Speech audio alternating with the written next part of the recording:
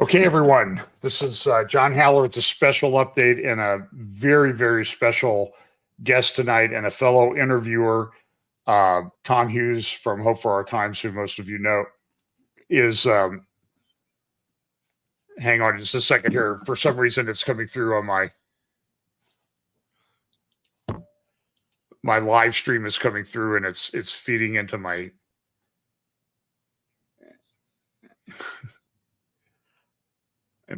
it's in one of my other browsers. I'm watching us right now, if that matters. Where is that coming from?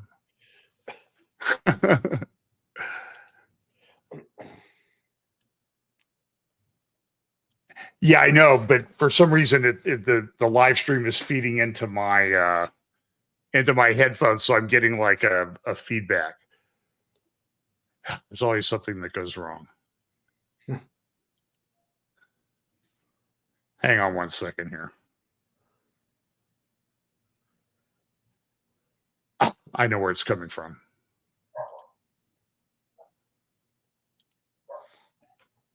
Okay, I think I got it. So anyway, everybody, sorry for the glitch. It's usual. That's a usual John Haller glitch here at the beginning.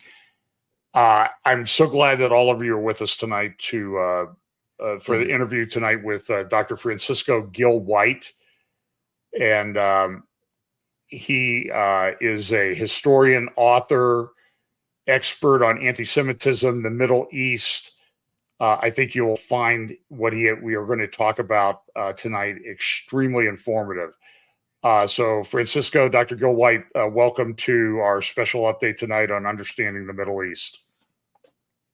Thank you for having me, John. Hi, Tom. It's a pleasure to be here. Okay, so I'm still getting a feedback here. Excuse me, I do not understand where this is coming from.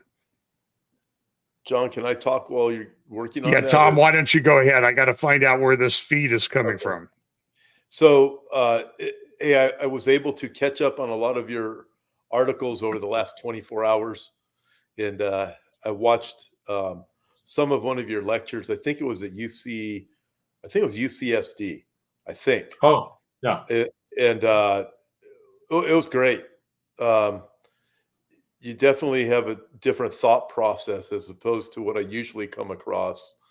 And also I deal with a lot of biblical perspectives, and I really appreciated your thoughts, not coming from that side, but still being able to speak into it's a conversation we have all the time. Anti-Semitism, where does it come from? Why is it always been here? And I loved your connection with when you have anti-Semitic rulers, their goal is going to be to enslave everybody. And you may kill the Jews, but wanting to enslave everybody. And I thought that was just great insight, because we can see the direction this is going. And there's people that are on the outside. They're saying, well, I'm not anti-Semitic, but they don't understand the dynamics of everything that is at the spirit of what is going on. Well, the point you make is actually the most important point, but I think it's crucial to emphasize the functional aspect. So, in other words, it's certainly a regularity, and the regularity is very striking. So when you look at 2,500 years of Western history, you see that generation after generation, with perfect consistency, no exceptions, the people who are trying to enslave everybody, so the totalitarians, the oppressors, the people who want to destroy liberties and make slaves, right? Those people are always organizing mass killings of Jews. So that's the regularity. Now, and it's fascinating because the mass killing of Jews, I call it the most stable sociological phenomenon of Western civilization. So you look at these 2,500 years, and it's absolutely astonishing. I mean, century after century after century after century, Westerners organize great mass killings of Jews. It's astonishing. It's frightening. So the question is, why, right? Why is this so stable? Because everything changes. Political systems change, religions change, economic systems change, culture changes, everything changes. But as the centuries go by, Westerners once again organize new mass killings of Jews, right? So the regularity is there, but what explains it? What's the causality? And my argument is that the mass killing of Jews is functional. In other words, this is not racism like any other kind of racism. It's not prejudice like any other kind of prejudice. Of course, it has some things in common, of course, with other forms of racism and prejudice. Obviously, because it's a form of racism and prejudice. But it's very important that it's really in a category by itself. It's a very, very special kind of racism because the Jewish people are absolutely strategic. You see, they really are the center of history. It's no coincidence that even today, you open up a newspaper and every single day, front page news, whatever's going on in Israel. Okay, so the Jewish people occupy the consciousness of the entire planet all the time. Why? Because they are special. And that's the reason that century after century after century, great mass killings of Jews are organized. Now, why are they special? They are special because they are organized around a body of law that was created in the political context of a slave revolt.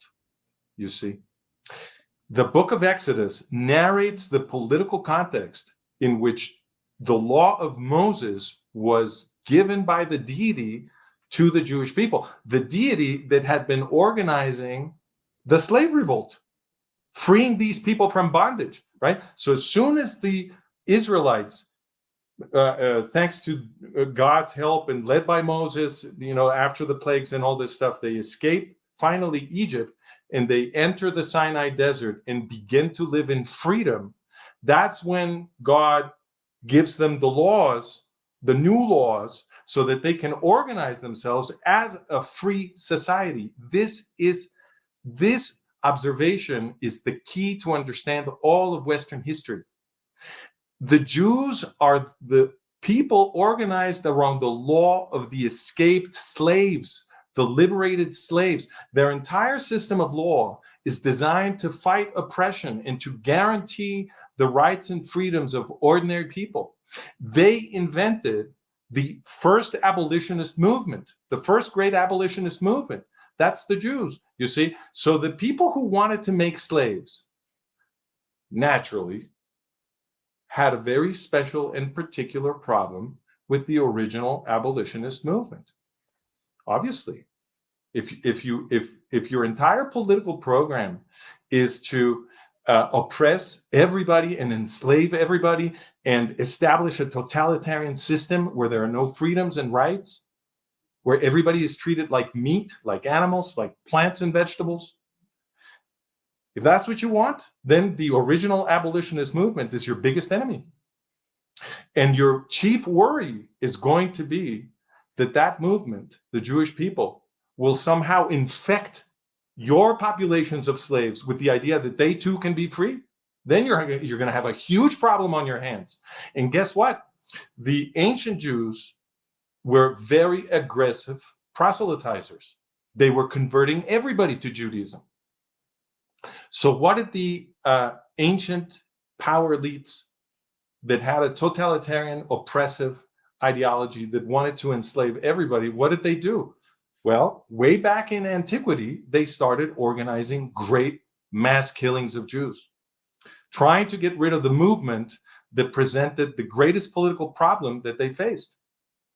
Because what the Jewish movement was doing was it was sucking humanity into a gigantic and growing abolitionist movement that was trying to save the world. That's what the Jews were trying to do. And they've always been trying to save the world, you see? So in every generation of the Jewish people, there is a great mass killing of Jews because the people who want to enslave us realize that if they don't interrupt the process of transmission of the Torah, of the Hebrew Bible, then the revolutionary problem is never going to disappear. And I know I've spoken for a long time, but I want to make one more logical connection that is very important for Protestant Christians.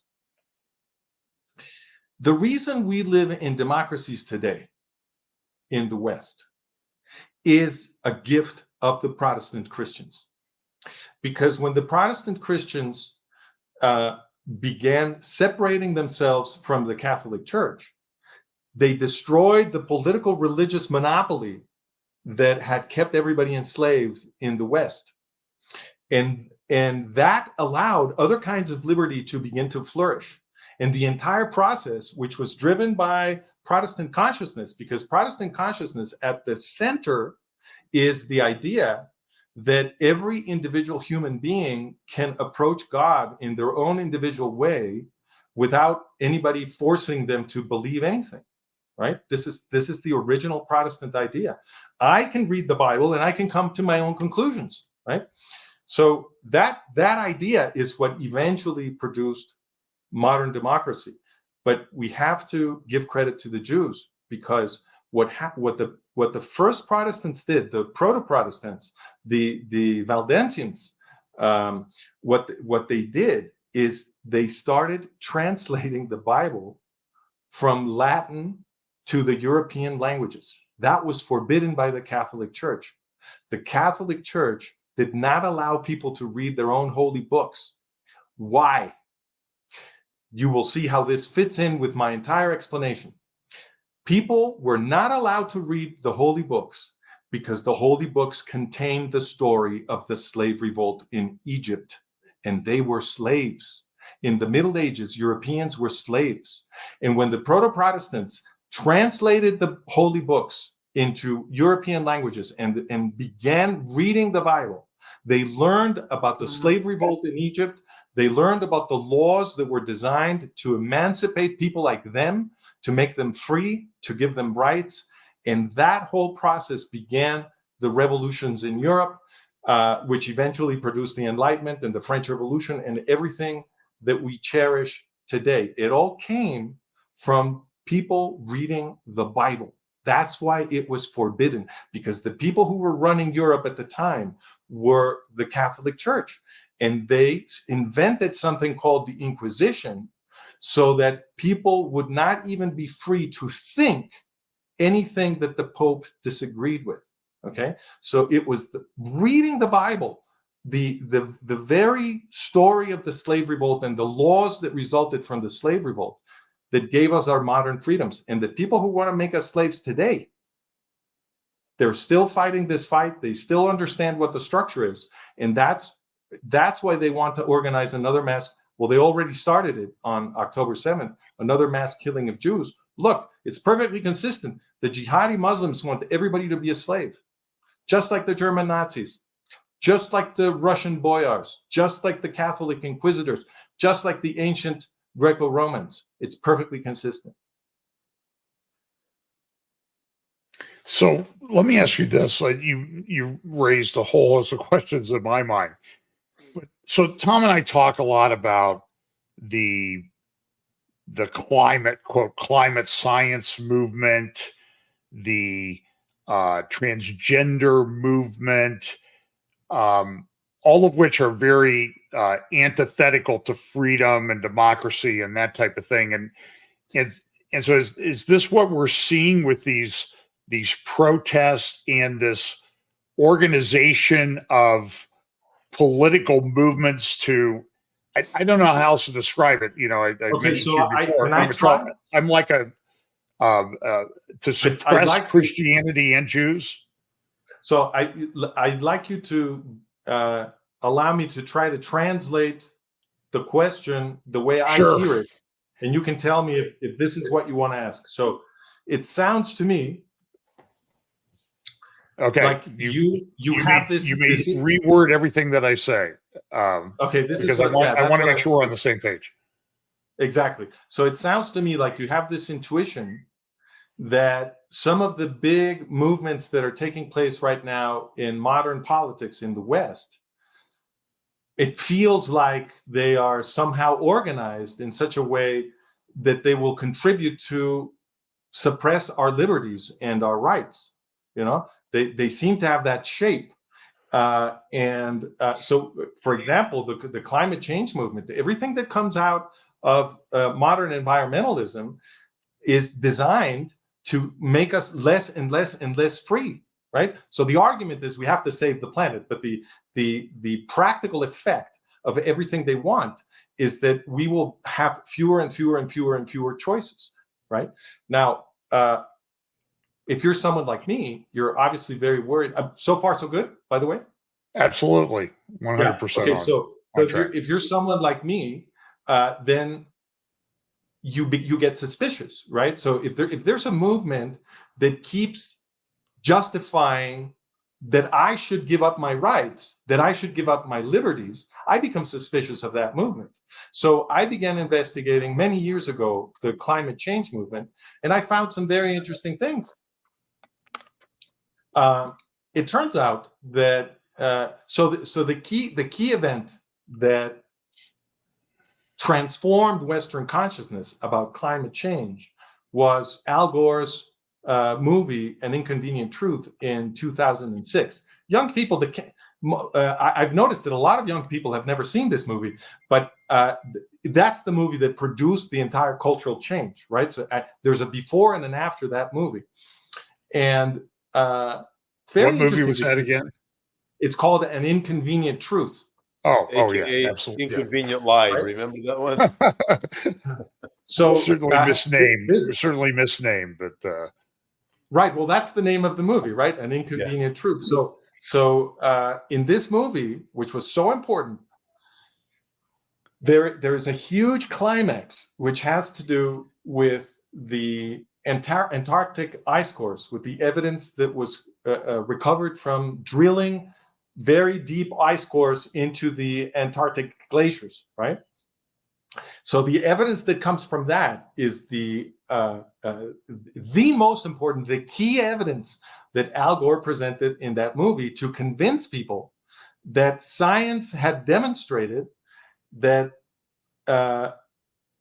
increments in CO2 at present are producing big changes in temperature, because that was the entire argument, right? So that's the climax. It's the ice core evidence. Now, why did the climate scientists go to Antarctica to drill these very deep ice cores? What's the point? Well, in Antarctica, for hundreds of thousands of years, every time it snows, the ice that falls remains. It never leaves because it's so cold, right? That it never melts. So hundreds of thousands of years of snow upon snow upon snow upon snow, what they create is a vertical record of the Earth's atmospheres. Because every time snow falls, it traps little bubbles in the ice. Okay, so you get this layer and layer and layer and layer, and each layer is trapping air bubbles. And so if you extract a very long core from the glacier, and then you with maybe carbon-14 or some other technique of dating, you establish how old each segment is, right? Each segment on the vertical, right? Then you can liberate the bubbles from the dated segments and measure what the concentrations of the gases are, right? What percentage of CO2 you had in the atmosphere, and oxygen and argon, nitrogen, everything. And then you can also infer what the temperature was at the time, because temperature correlates with isotopes of these gases. So depending on the concentration of these isotopes, you can infer more or less what the temperature was.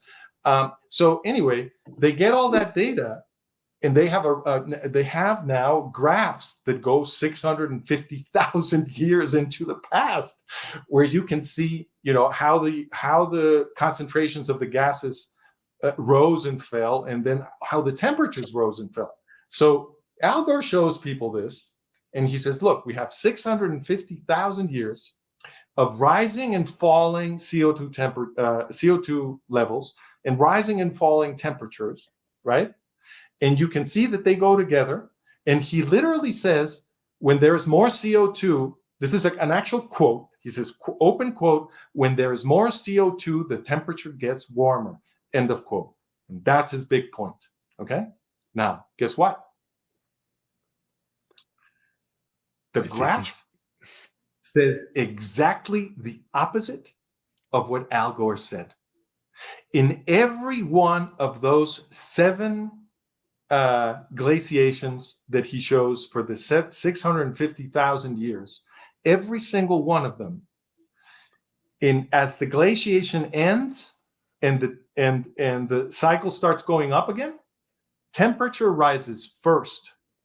And on average, 800 years later, CO2 levels begin to rise, which means that the changes in CO2 cannot possibly be causing the changes in temperature in that data set, which Al Gore said was the best evidence they had to establish that changing levels of CO2 cause changing levels of temperature. So the best evidence that he had turned out to be evidence against him. And there were teams of scientists supposedly helping him prepare this movie. There were, they wrote the screenplay, they revised it, then they gave him a Nobel Prize, they gave him an Oscar, and none of these people could. This, in other words, are we really expected to believe that this was a mistake? One that, by the way, they never owned up to? Impossible. All of these people had to know that they were telling us the information on that graph exactly backwards. And that's what they did in 2006. So it pays to get suspicious when a movement is making arguments for you to give up your rights and give up your liberties. There's probably some funny business behind that. And by the way, I don't want anybody to believe a word I just said. They should go to my website, my old website, which is hirhome.com. And on the front page, if you scroll down a little bit on the left-hand side, you will see an advertisement for my article series on global warming, where everything that I just said is very carefully documented. And you can, and I give you the references to the scientific articles of the climate scientists that established the data set that Al Gore showed. And you can go check, you can go get those scientific papers yourself and see for yourself that Al Gore presented the information exactly backwards. Yeah, John, obviously we have differences on the age of things, but nevertheless, the lives of Al Gore are everywhere. Oh, I see. There's a theological problem with the we're young. We're probably young. Just invoked. Yeah. We're younger people, but we agree 100% on Al Gore. And right, I totally get that. The point is the philosophical approach that has been taken by these guys on the left, and people in the comments are asking questions. Listen, folks, we're going to get back to the Middle East. We're laying the foundation, so just be patient. We're going to get there. So let's so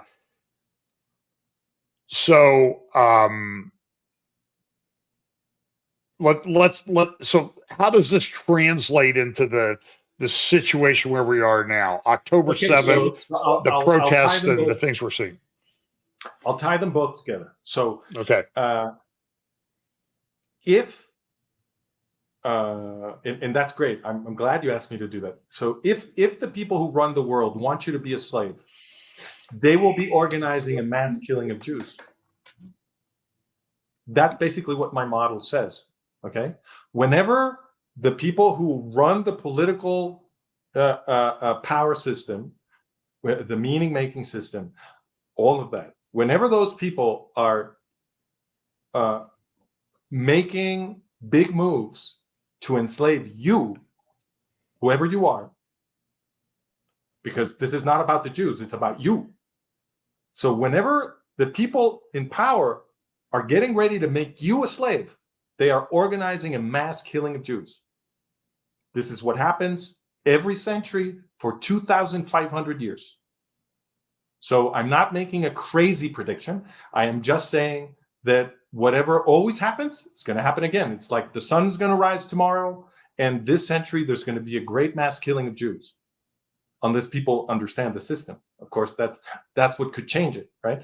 But I'm predicting that what always happens is going to happen again. The book I published in 2013 is called The Collapse of the West, The Next Holocaust and Its Consequences. And my prediction came true. This is why I'm being interviewed by you guys right now. So immediately people started paying attention to me, because on October 7th, the next Holocaust began. We're in it now. It's only a question of whether we're going to stop it or not. But the next Holocaust already began on October 7th, 2023. So if the people in power are trying to make you a slave, they're organizing a mass killing of Jews. Well, guess what? As I just got saying, the next Holocaust already began, which means you're about to become a slave. Okay? Now, if you're about to become a slave in this modern world, because the system appears as a democracy and claims to be a democracy, it needs to present itself to the citizenry as a democracy. The process of making you a slave is complicated. It can't be a frontal assault, a bunch of policemen coming to people's houses and literally turning them into slaves in the blink of an eye, the way things happened, for example, in Nazi Germany or the Soviet Union, right? You can't do that right away, because you have to keep the appearance of a democracy, because otherwise there will be an insurrection, right? So you have to manage reality very carefully. This is why my website is called The Management of Reality, because this is precisely what I'm studying. I'm studying how the meaning-making system represents reality to us, so that we will, sheep-like, walk in the direction that these people want and maneuver ourselves into the position where we will end up being slaves. But for them to get our cooperation with that process, they need to manage the representation of reality very carefully. One aspect of the management of reality that is very important in our modern world, and is getting people to behave in ways that reduce their liberties more and more and more, is the environmentalist movement. It's the climate change movement. So it is no surprise to me that the same people who are destroying Israeli security are the people who are selling us this climate change argument. And it's no surprise to me that the entire argument for climate change was based on a scientific fraud. Al Gore got up there and he gave us the data set exactly backwards. And it's not very difficult to know when you look at the graph and you read the scientific papers that produce that data set. It's not only not difficult, it's child's play to see which curve is going up first. It's the easiest thing in the world. You only have to know what's left and what's right, and you need to know that time goes from left to right. They didn't make a mistake. They lied to us. Okay, so all of this is consistent. If the people who are trying to if the people in power are trying to enslave you, they will be organizing a mass killing of Jews. We know they're doing that. It already started, and we know that because this is a system that has to pretend to be democratic, because that's what we think we are. We think we're democratic Western citizens, and if our governments start behaving like jackbooted thugs, we're going to be very quickly and very violently offended, right? So the process of enslaving us has to be clever. They have to manage it.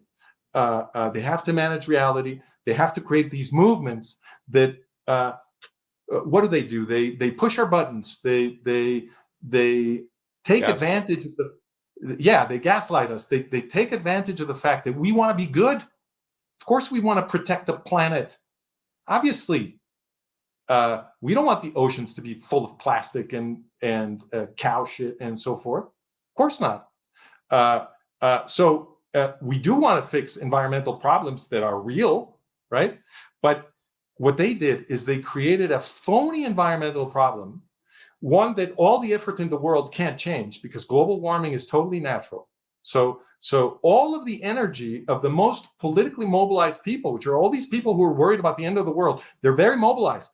How do you get those people distracted and canalized into an activity that serves no purpose? It's going to help. It won't help anyone to try to stop global warming, because we can't do it. It's natural. So all of that political energy gets sucked into a space that is not only useless for defending our liberties and rights, it's poison, because the policy proposals that are coming out of the climate change movement are all designed to make us slaves. So this is how they massage the system, how they manage our reality, create this web of meanings and appearances, so that trying to be good people, trying to put in practice the best values that we inherited from the Judeo-Christian tradition, we will in fact be doing their work, because we will be reacting to a world that doesn't exist, a world that they create for us, so that trapped in this hallucination that they make for us, we will do the things that are useful to them instead of to us. So it's a fake reality is what they're creating, which is Tom, it's exactly everything we've been talking about at all of our conferences and everything, about how they're all organized around this principle to enslave us. And part of that manifests itself in going after the Jews. That's the key. That's the key fight. It's not part of it.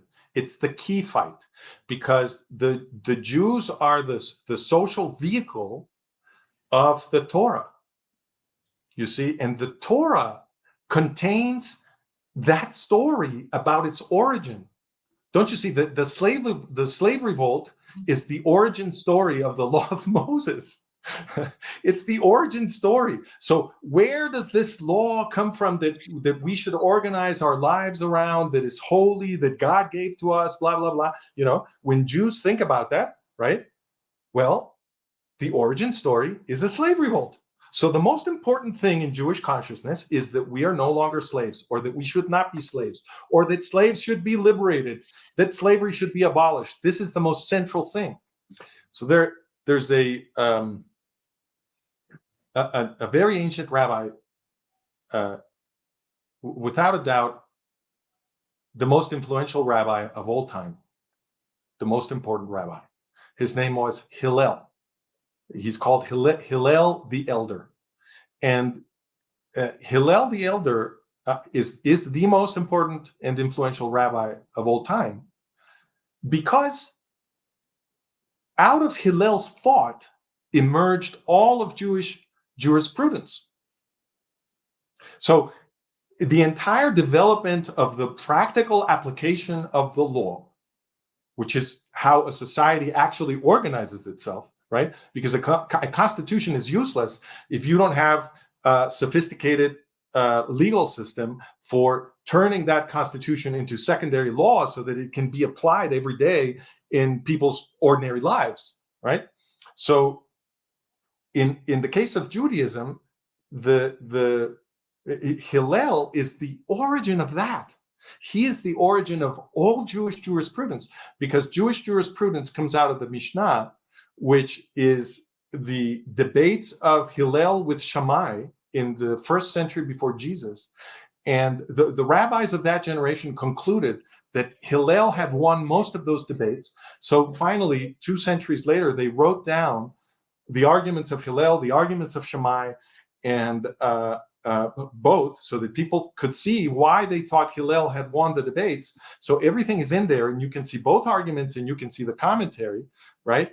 All of that became the Mishnah, which is the beginning of Jewish jurisprudence. It's the first part of the Talmud. Okay, so Hillel, there's a story about Hillel where the story they tell is that there was this pagan who went up to Shammai first, to Hillel's rival, and said to Rabbi Shammai, he said, "Look, Rabbi, I'm interested in maybe converting to Judaism." "Oh, very good," said Rabbi Shammai. "Very, very good. And the pagan says, yes, well, I have a challenge for you. Let's see if we can do it right now. If you can teach me the Torah in the time that I stand on one leg, then I will convert to Judaism. And Shammai gets upset with this game. You know, he grabs a stick and he chases the pagan away. So the pagan then goes to Hillel. And he says, Rabbi Hillel, I'm thinking of converting to Judaism. Rabbi Hillel says, oh, very good, very good. Yes, he says, so let's do this. Let's see. If you can teach me the Torah while I stand on one leg, I will convert to Judaism. And Rabbi Hillel says, the thing that you hate, don't do it to your brother. The thing that you hate, don't do it to your brother. That is the Torah and all the prophets, said Hillel. Everything else is just commentary. So, the most important rabbi of all time, the most influential rabbi of all time, the one everybody looks back to as the origin of the entire tradition of Jewish jurisprudence, expressed that the principle that any and all Jewish thought and law has to be consistent with is the commandment Leviticus 19:18, which says, you will love your brother as yourself. You will love your neighbor as yourself.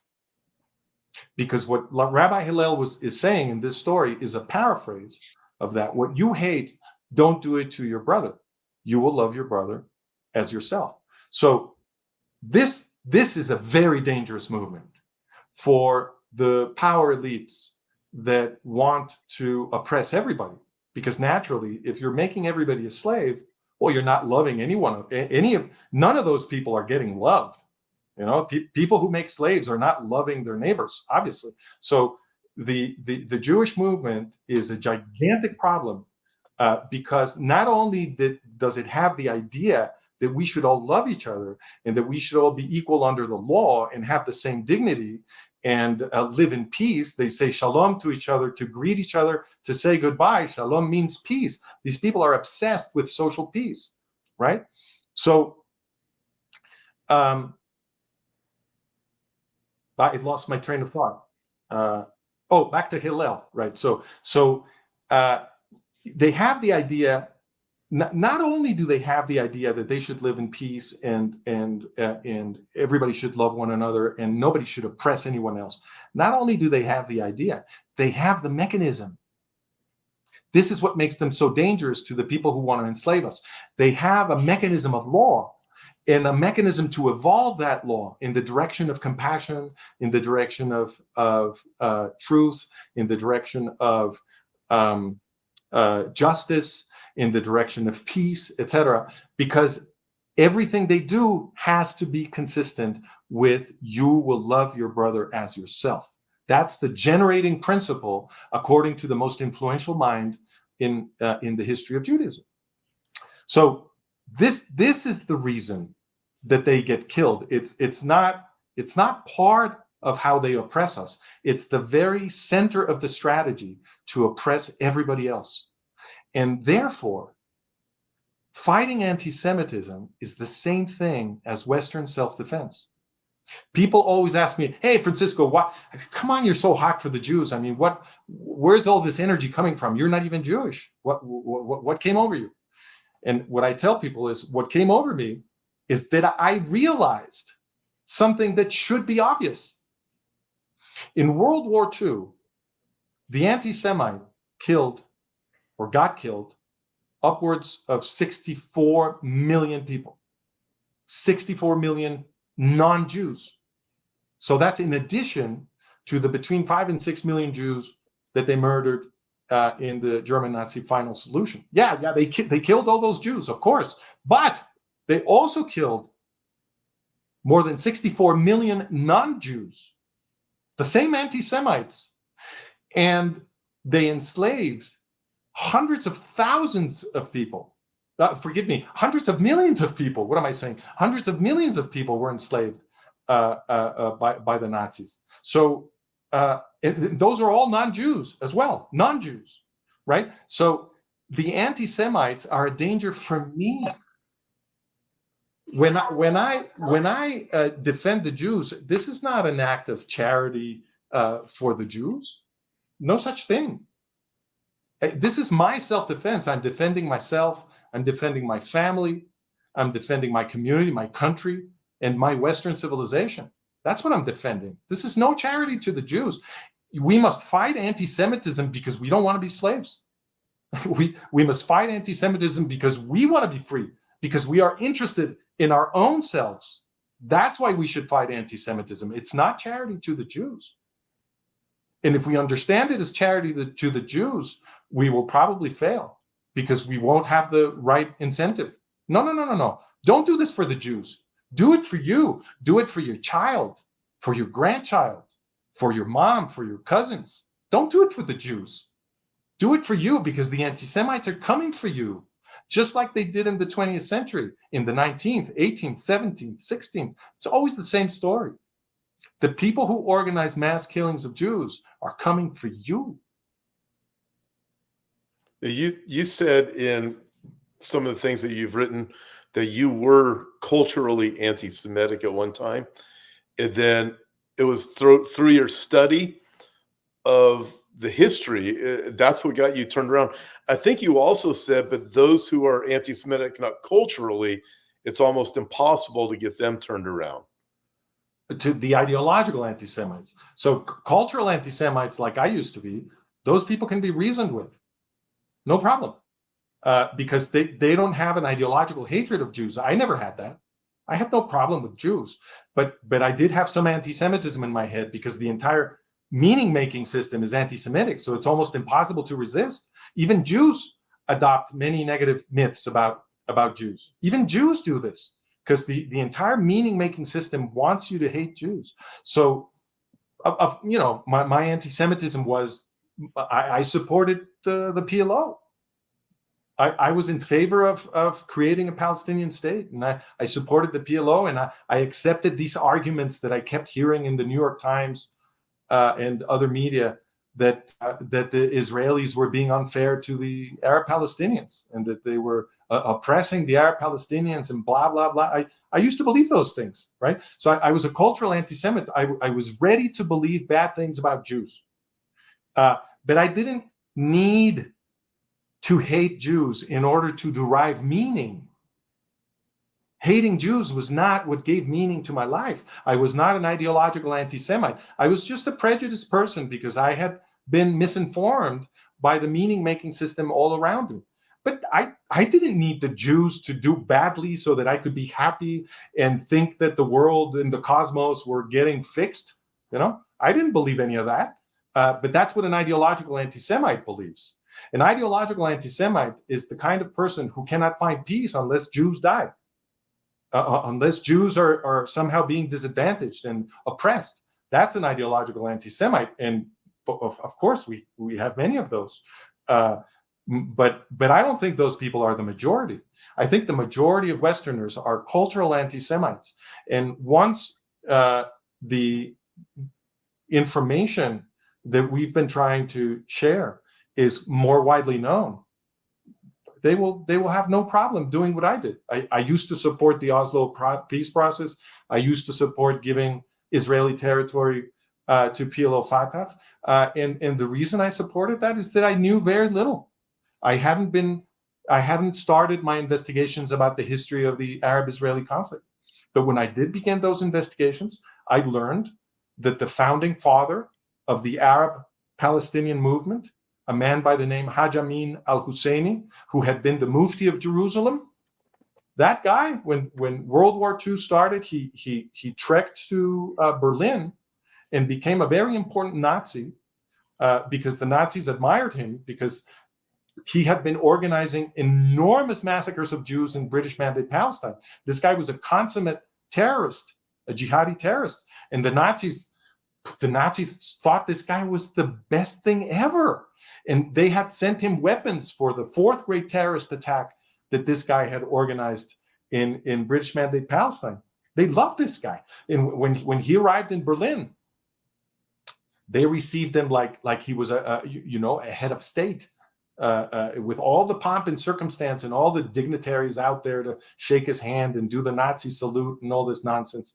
And Hitler came out to receive him. Hitler himself came out to receive this guy and sat down and had a whole, state level conversation with this guy and reached very important agreements, one of which was that they would work together to exterminate the Jews in the Middle East. That was one of the quick question on that. So did they work in unison, or did one have more influence over the other when we're talking about the Hajj al-Aman, Husseini, and Hitler? Well, I don't think this is I don't think that's a very important question. Okay. I think these people were all at the very top of the pyramid of evil, and getting all worked up about who was more evil, I think, is sterile. They were all as bad as you can be. But what is important is not whether Hitler was worse than Husseini or Husseini was worse than Hitler. What matters is that Husseini is the founding father of the Arab-Palestinian movement. And Husseini was the Nazis believed that Husseini might be the next caliph. That's how important they perceived this guy to be. So when Husseini gets to Berlin and he sits down with Hitler and all this stuff, next thing they do is they make him like a cabinet minister. They gave him a bureaucracy, a Nazi bureaucracy for him to run with a budget. It was called Bureau des Gros Mufti. And he ran that bureaucracy, and he used it to recruit and train giant SS divisions for Heinrich Himmler, for Heinrich Himmler's SS. The Hansa division, for example, which was made up of Bosnian Muslims. And then there was the Skanderbeg division made up of Kosovo Muslims, Albanians. And those participated in the Yugoslav chapter of the Holocaust, right? Killing mostly Serbs and Jews and Roma. And then, or at the same time, rather, Husseini became very close to Adolf Eichmann, and they, according to the testimony of Adolf Eichmann's right-hand man in Nuremberg after the war, they were best friends, Husseini and Eichmann, and together they administered and ran the entire death camp system that murdered the European Jewish population. This is Hajj Amin al-Husseini, founding father of the Arab-Palestinian movement. My God, isn't it amazing that you didn't learn this in school? So I managed to get a PhD, and I didn't know this. Not any PhD. I got a PhD in studying ethnic conflict. I'm an anthropologist, and my PhD thesis has to do with racism and ethnic conflict. That's my topic. And I managed to get a PhD, and I had never heard the name Hajj Amin al-Husseini, the founding father of one side in the most famous ethnic conflict in the entire world. Now, how is this possible? How is it possible that people are always talking about the Arab-Israeli conflict? It's on the front page of every newspaper, every single day of the year, everywhere in the world. Primetime news, every channel. For years on end, everybody talks about, this conflict might produce a world war and blah, blah, blah, top of mind everywhere. And nobody talks about the founding father of the Arab-Palestinian movement. That's very suspicious. And the fact that nobody talks about him is what made possible the Oslo peace process. Because you see, Hajj Amin al-Husseini, after the war, created al-Fatah, which by 1970 had swallowed the PLO. And that organization, PLO Fatah, Husseini's creation, is what the Oslo peace process, so-called, forced into the Jewish state. The entire diplomatic process that we call the Oslo peace process was created to bring that organization, Husseini's organization, in other words, the organization of the guy who killed the European Jews, into the Jewish state. And not just into the Jewish state, They brought them to militarily strategic territory, because Judea, Samaria, and Gaza are militarily strategic territory. So this was a clear attack on the Jews, which means, this is what it means. It means that you're about to be a slave, because the people who organized the diplomatic process to bring PLO Fatah into Israel, therefore to attack Israel, to prepare the destruction of Israel, the people who did that, those are the people running the United States of America. So they did it. So you mentioned you sort of used PLO Fatah. Were they different organizations and then merged, or how did that all come about? Okay, so what happened there is that Husseini created Al Fatah in the mid to late 1960s. 1950s. Took advantage of the fact that several German Nazis, among them Otto Skorzeny, who was an expert in guerrilla warfare and in operations behind enemy lines, right? So Otto Skorzeny and other people like that, German Nazis, had taken refuge in Cairo. So he took advantage of that and gave Yasser Arafat and Mahmoud Abbas and a few other adolescents German Nazi training in Cairo. That's where he formed the organization. This was the Hajj that did this? This is Hajj Amin al-Husseini. That's right. Husseini did that.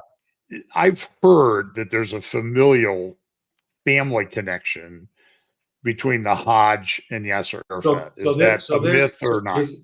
His name is Husseini. Hajj is just a title. It's his title. I understand that. Right. You can call him either for short. You can call him Husseini or Hajj Amin. That's how people refer to him. Okay. But so yeah, indeed, it was Husseini who created PLO Fatah, gave German Nazi training to Arafat and Mahmoud Abbas, and there is a controversy over whether Husseini and Arafat were family. So some sources say that they were family. Other sources say they were not, and other sources say that they pretended to be family because they were so close to each other. So whatever the truth. But they were both Egyptian, right? Yes. No. Husseini is from Jerusalem, but apparently Arafat is Egyptian. Okay. So anyway, so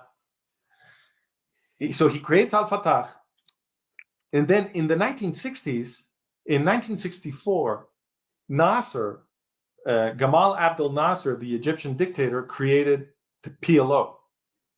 Okay, because he was competing with Husseini for prestige in the Arab world. And so Nasser wanted his own outfit to be the one to play the Palestinian card. But nobody beats Husseini. So there was an assassination attempt against Ahmed Shukeri, who was the leader of the PLO that Nasser had created. And that destabilized the PLO, and it made it ready for Al Fatah, Husseini's group, to swallow it. So the assassination attempt was in 1967. In 1968, Al Fatah was already taking it over. And by 1970, the PLO had completely reincarnated as just a name to cover Al Fatah with. By 1970, the PLO was essentially Husseini's Al Fatah, but they kept the name. They kept the name PLO. So that's why I always say PLO Fatah, because people have to be reminded when they say PLO, they have to be reminded we are talking about Husseini's group. Husseini, because Husseini's group swallowed Nasser's group. Fatah is the guy Fatah is the group that calls all the shots in the PLO. They are the bosses of everything, and it's a totalitarian organization. So Fatah is the boss. That's why I saw at the mem this week that Mahmoud Abbas or Abu Mazen is celebrating the beginning of the 19th year of his 4-year term. He was elected, 19 years ago to a 4-year term, and he's still in charge. It's good to be the king. And PLO Fatah is the organization that accrued the new name Palestinian Authority when the Oslo process brought it into the state of Israel. So when people say Palestinian Authority, again, that's Fatah. The Palestinian Authority is just the new name that they gave to PLO Fatah, which is Husseini's group. So the group that is inside Israel governing the Arab Muslims in militarily strategic territory, which is Judea, Samaria, and Gaza. Well, now they gave Gaza to Hamas, but let's say Judea, Samaria, that group is Husseini's group. It's the group created by the exterminator of the European Jews, created to continue Adolf Hitler's job in Israel. That's what happened. That's what the Oslo process did. So, yeah, I want to ask about that Oslo process, because just from my own personal experience, in September 1993, I told you I was a trial lawyer. I go to Washington, D.C. for depositions on September 13th, 1993. Yeah. And the next day I finished up and I went down to see one of my closest friends from high school who had been elected to Congress, and we were oil and water. He's a liberal Jewish guy from Arizona, went to Harvard. You know, I went to an evangelical Christian school and we both went to law school. And so I went over to his office to see him. Interestingly enough, they were starting that morning they were having hearings in Congress on NAFTA in the North American Free Trade Association, which I think is kind of resurfacing now politically. But my friend was very excited. He had been on the White House lawn the day before when they had this great signing ceremony, and Bill Clinton pushed Yitzhak Rabin and Yasser Arafat to shake hands, and everybody was happy. And by the way, when you look at the video of that ceremony, it seems like all the same people are involved now. Mostly, still involved. It's the same people. It's the same crowd. So how did the U.S. get involved in this process to support this organization who was dedicated to eradicating the Jews? How did that happen? Okay, so I know that's not a simple answer. No, it is a very simple answer. The answers are not difficult. The problem is that the history of the United States has been erased from the textbooks. So when you go to school in the United States and you study history of the United States and they get to the 20th century, nobody tells you about eugenics. Mm-hmm. Now, this is like talking about the Catholic Church and never mentioning the Pope. Now, how could it possibly make sense to talk about the structure of the Catholic Church and not mention the Pope? Well, it doesn't make any sense to talk about the history of the United States in the 20th century and not mention eugenics. It makes zero sense, because eugenics was the most important social and political movement worldwide of the first half of the 20th century, because eugenics produced World War II, and World War II was the most significant geopolitical event of the entire century, perhaps of all of history. So if you talk about the 20th century and you don't talk about eugenics, you are censoring history. This would be like talking about the Catholic Church without mentioning the Pope. That would be censorship. There's no way you can discuss the Catholic Church without the figure of the Pope. There's no way you can understand the 20th century from a historical point of view if you don't mention eugenics. It becomes incomprehensible. So what is eugenics? Eugenics is the original movement that preached biological superiority for the Germanic, Nordic, Aryan race. Okay? That's what eugenics is. And it was not born in Germany. It was born in the United Kingdom in the head of Francis Galton. Okay? And it was then exported to the United States.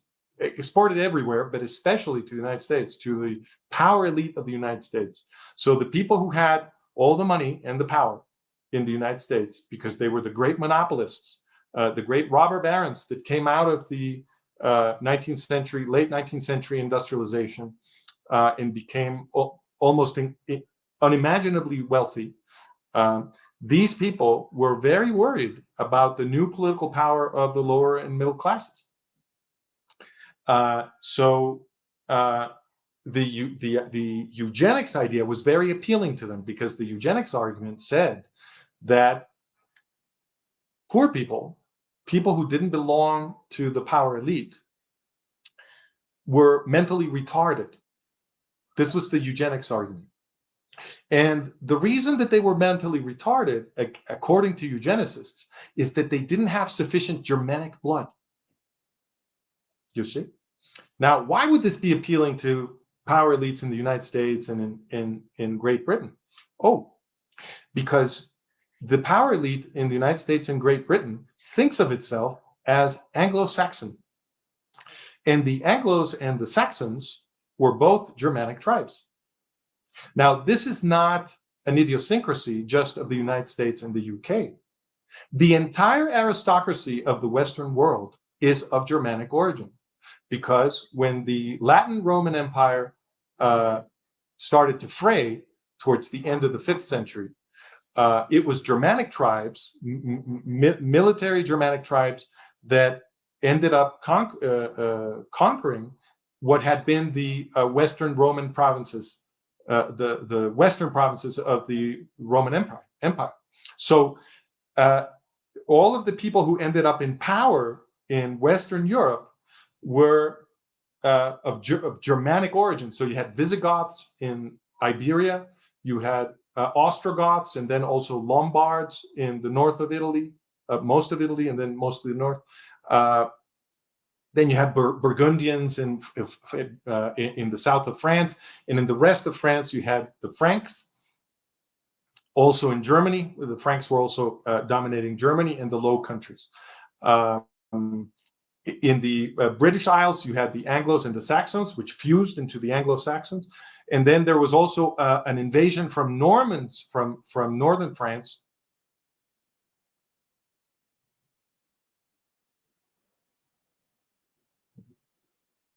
You still there? I'm here. Are you okay, Gil? I think something might happen to his sound. So,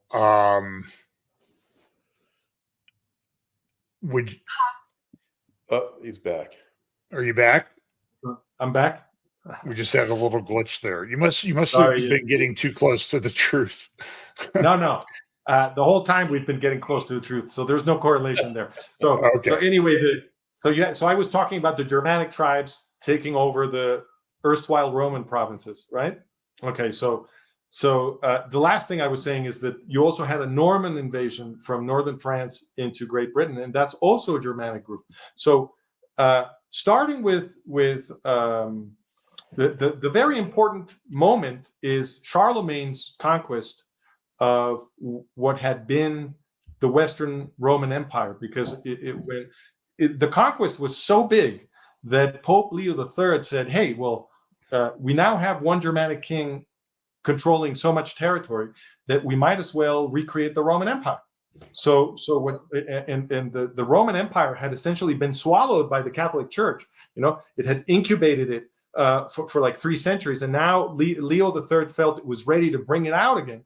So he crowns this Germanic king, Carolus, Charlemagne. He crowns him Holy Roman Empire, and the Roman Empire is recreated by the baptismal act of Pope Leo III. What's his name? Charlemagne distributed land grants all over his dominions to the Germanic buddies that had helped him to conquer all that land. So he made one guy, count of over here. The other one was earl of over there. This one would be marquis of something, baron of something. He gave them these huge landed estates. And in this distribution of landed estates was born the European aristocracy. So they all remember that they're coming from Germanic stock. So this idea that Germanic blood is superior was in fact very old. During the Middle Ages, it was the theory of the blue blood of the aristocrats. Yes, because they were all from Germanic stock. This was always the idea that they had. So the only thing that happened in the 19th century is that this old ideology about the supposed superiority of the supposedly blue blood of the aristocrats, that was just the old wine that they put in the new bottle of pseudoscientific eugenics.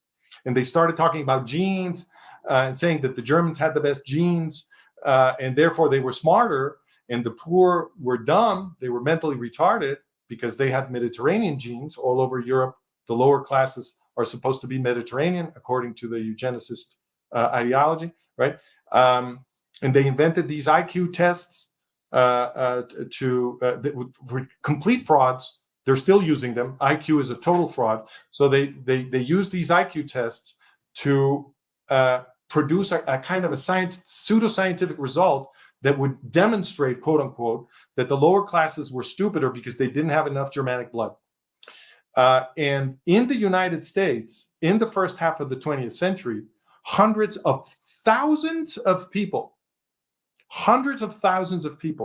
were incarcerated or forcibly sterilized or unmarried by state officials because eugenics became a very, very big thing. There was a Supreme Court case in 1924. It's called Buck versus Bell. You can go check it out. You can go read the Wikipedia article on Buck versus Bell. This was an amazing thing they did. They grabbed this poor little girl, Carrie Buck, who was not stupid at all. She was doing well in school, but she was an orphan, so she couldn't defend herself. And they forcibly sterilized her after giving her one of these phony IQ tests and declaring her mentally retarded. Feeble-minded is the term that they used. And they sterilized her forcibly in this prison. They had created these concentration camps for people who were not sufficiently Germanic so that they wouldn't reproduce. And so they had her in one of these colonies for epileptics and feeble-minded. They were essentially concentration camps, and forcibly sterilized her. And then one of their buddies, a lawyer, represented Carrie, or pretended to represent Carrie, to defend her from the forced sterilization. So they sued their own selves because they were colluded with the lawyer. So the lawyer sued the colony for forcibly sterilizing this poor girl. And the whole thing, it was like the what's this sport called, the wrestling, the pro wrestling, right? Where everybody is in on it. It's a theater, right? So they had this theater where they kept appealing the result to a higher court until it went all the way to the Supreme Court. And then Oliver Wendell Holmes, who's supposed to be this great mind, right? This is what you hear in school. Oh, the wonderful, the hallowed Oliver Wendell Holmes. That guy was a major eugenicist. And that guy ruled that it had been okay to violate the most fundamental human rights of Carrie Buck, because according to Oliver Wendell Holmes, she was feeble-minded, and that meant that she had no rights. See, that's what he ruled in 1924. And there was only one dissenting opinion.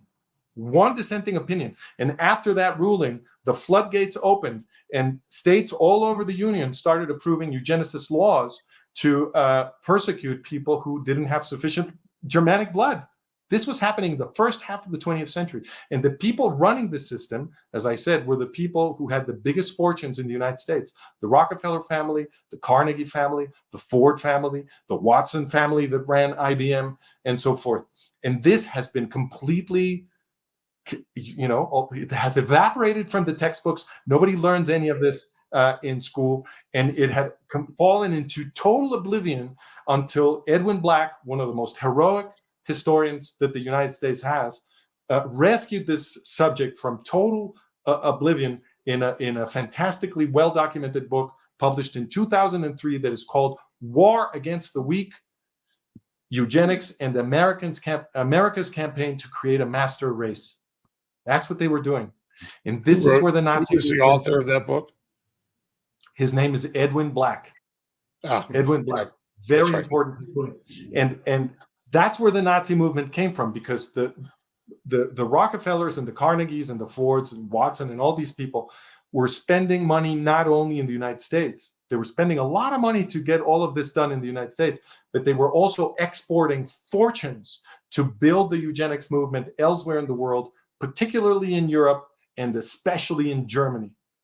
And the eugenics movement that they built in Germany is what became German Nazism. So once you understand all of this, you can answer the question you asked me. You asked me, well, but why would the power elite, and you didn't exactly phrase it this way, but I would, why would the power elite in the United States organize a diplomatic process to bring specialists in producing massacres of Jews into the Jewish state? Why would the people running the United States do that? Well, if you never learned about eugenics in school, it's very surprising. But if you know everything about eugenics, if you understand that the people running the United States were also creating the German Nazi movement in Europe, well, then there's no surprise.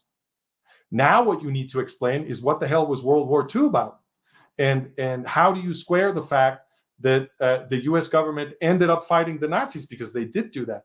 And that's always the next question I get. Well, I would ask you in the interim, like, so, and I've heard you interviewed about this before, so I want you to share it here. So Chamberlain, the Prime Minister of England, goes to Munich and meets with Hitler and comes back with an agreement to stave off the war. Because, of course, Chamberlain was against Hitler, right? Well, this is what they tell you in school. Yeah, it's a setup question. I know the answer, but go ahead. I want to hear you say it. Right. So in school, they tell you, I don't know if I should go run and get my my power cord, because this has gone longer than I expected, and I'm going to run out of battery soon. So I don't know. I can answer this question, and then maybe we can pause while I run to get it. That would be good. So Chamberlain. So in school, the model that they sell you about Chamberlain is that Chamberlain was enamored with peace. So he was obsessed with keeping the European peace. And of course, that paints a picture of Chamberlain as a good person. And once you've established that he was a good person because he wanted peace, then everything else follows. In other words, nothing that he did could possibly be evil. I mean, he was in love with peace. He's a good person. Therefore, his behaviors have to be interpreted as stupidity, right? So let me just summarize quickly his behaviors, because I found that a lot of people have now forgotten about Chamberlain. But Chamberlain was the most important person in the world at that moment, because he was the prime minister of the British Empire, and the British Empire was the biggest power on earth. And so if anybody was going to stop Hitler, it was going to be the British Empire. And so it fell to Chamberlain to behave in ways that either saved the world or assisted the spiral that would bring us to World War II, right? So he was the most important man in the world. That's the guy that everybody has now forgotten, the most important man in the world. And once you say Chamberlain was a good person because he wanted peace, then the fact that Chamberlain gave Hitler everything he wanted, because that's what he did, and Munich is just one instance, right? The Munich Agreement is just one instance. There's a whole list of things that Chamberlain did for Hitler. The Munich Agreement is just the climax, right? So if you want to understand Chamberlain's policy, which was to cave to Hitler's demands over and over and over and over again, thereby allowing Hitler to acquire a beautifully strategic position in Europe, which allowed him to conquer the whole continent, right? If you're going to explain Chamberlain's behavior, you have to say he was an idiot and a coward, because he was a good person. You see, once you begin with that framing, oh, he loved peace, everything follows. He must have been stupid and he must have been a coward. That's why he gave Hitler everything he wanted, because he never understood the alleged, strategic geopolitical genius of Hitler, and he never really believed that Hitler meant what he said, even though Hitler had been very clear, right? And he was too quick to accept Hitler's promises of peace every time he got something from Chamberlain and so forth. This is the interpretation we got in school. So what they tell us, the label they put on all this, is that Chamberlain was appeasing Hitler. In other words, Chamberlain, and this is why the whole period of the 1930s is called appeasement, because Chamberlain was not alone. The two prime ministers before Chamberlain, Davidson and what's his name, had also been following that policy.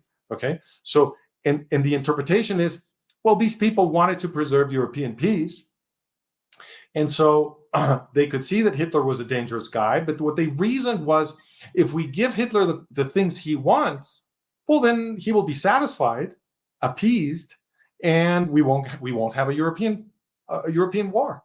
Okay, so that's the interpretation we get in school. What's the problem with this interpretation? Only this: Chamberlain was a eugenicist. It is documented that Chamberlain was a huge eugenicist, because before being prime minister, he had been minister of health. He had been the health minister.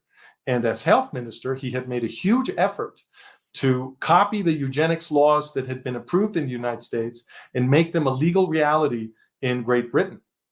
He failed because the British system is more democratic, and he needed to get these things past the House of Commons. He couldn't just do a fraud in the Supreme Court, because there is no Supreme Court in the United Kingdom. In the United Kingdom, Parliament is supreme. There's nothing above Parliament. So unless technically you say the king, but in reality, no. So there's nothing above Parliament, and that means that he had to get the House of Commons to approve these eugenics laws, and there were too many people, too many people were aware, and too many people were not corrupt in that House of Commons, so he couldn't get it done. But he tried very hard. But not only that, let me just finish this point, sure, and then I'll run from my cord as you prepare your next question. In the 1980s, perfectly mainstream historians publishing in the most prestigious history journals, journals that are published in Cambridge and Oxford, documented that Neville Chamberlain had taken complete clandestine control of the British press. This is in the most mainstream history journals possible, published by Cambridge and Oxford.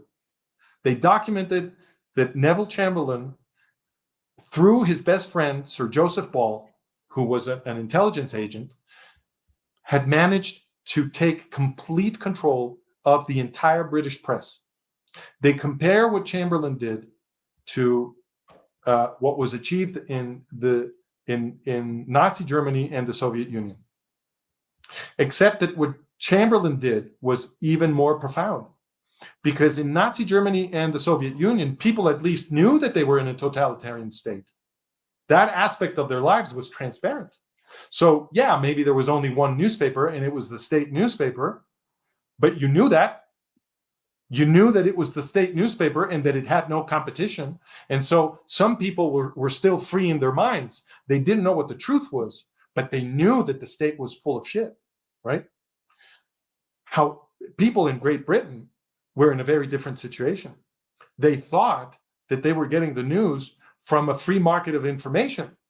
They thought that they were looking at independent brands that were all competing each other for news consumers, when in reality they were all secretly controlled by Neville Chamberlain. So Neville Chamberlain had more power to control reality than the people running the Soviet Union or the Nazi Germany, because he had the trust of the public in the system, because they didn't know that he controlled the entire news system. So we know that he was behaving like a Nazi, but we also know what he really believed, because there was one newspaper that was not merely controlled by Chamberlain; it was owned through a how do you say this in English? Through somebody who lends their name for the transaction. Like a proxy, you mean, or through a proxy, exactly. So through a proxy, he actually owned this particular newspaper, which no longer exists. And that newspaper was a fascist newspaper. It was called Truth. And in that paper, Chamberlain made sure that the absolutely most extravagant praise of Hitler was published. they praised his foreign policy, they praised his ideas, and they even celebrated Hitler as a great watercolor artist. This is what was done in the newspaper that Chamberlain actually owned. So we know that Chamberlain, since the 1980s, for those paying attention, we know that Chamberlain was a Nazi. He was a Nazi. And that means that his policy was not appeasement. He was promoting Hitler. And he was obviously working together with the eugenicists in the United States. The World War II was a production. It was a production because they needed to kill the Jews, but it was important that it seemed like they had nothing to do with it.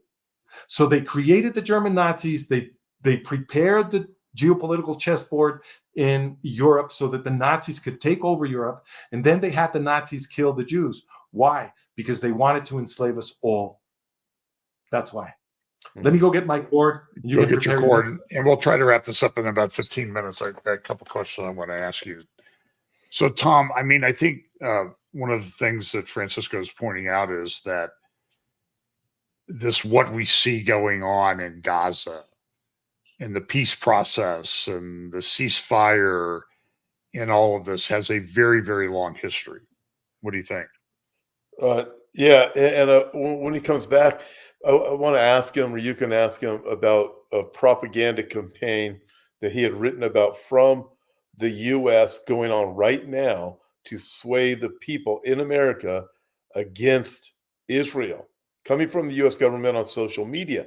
And I think there's a lot of these people on the right that are probably part of that. The other thing I think a lot of people don't know is Teddy Roosevelt was a eugenicist. George Bernard Shaw was a radical eugenicist.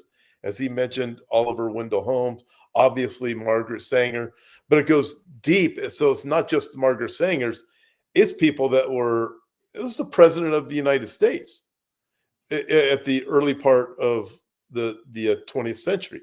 So you start following this through to World War I, World War II, where we are now. You had mentioned yesterday, I think, John, about Henry Ford and Chamberlain and their relationship.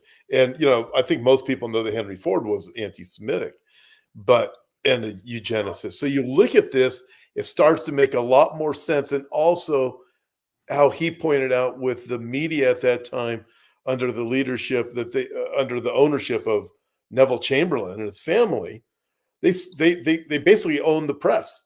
So what do we have in the United States? People have believed the media in the United States, NBC, CBS, just right on down the list. And it appears we have competing media with Fox and CNN, when in reality, we're just all being manipulated by these things, which makes channels like this so important and necessary to be able to speak the truth, because it's just a massive bombardment of these lies that we are fed, and people are so easily swayed.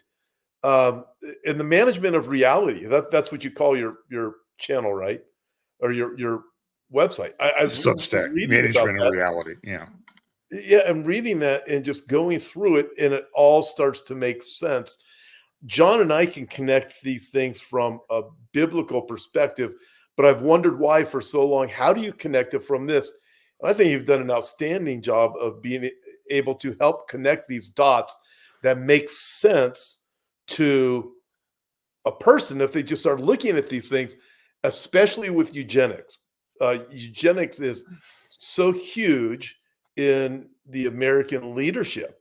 That's why, what's her name? Hillary Clinton called masses of people in America deplorables, right? Well, or Ruth Bader Ginsburg, a eugenicist, is sainted in secular culture today. She's a saint. She's Jewish. She was Jewish. And it doesn't make any sense. So, Francisco, from my own perspective, so my father was a World War II veteran who, was injured in Belgium, and and I found out the other day may have been involved in the Normandy invasion.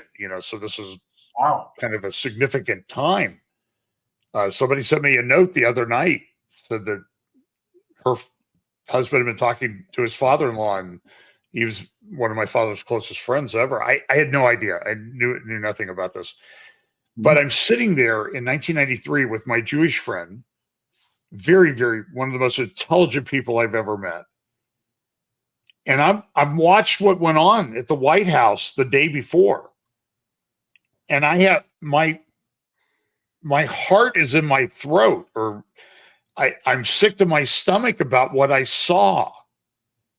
And everybody in DC was like, oh, look at how wonderful this is. We have peace, and we're going to give them Judea and Samaria. It's insane. You're talking about the Oslo Accords? The Oslo, yeah, in 1993, I was in DC that day, and I was talking to my congressman friend the next day, and he was all excited about it. Oh, look how wonderful this is. And I'm like, this is not good.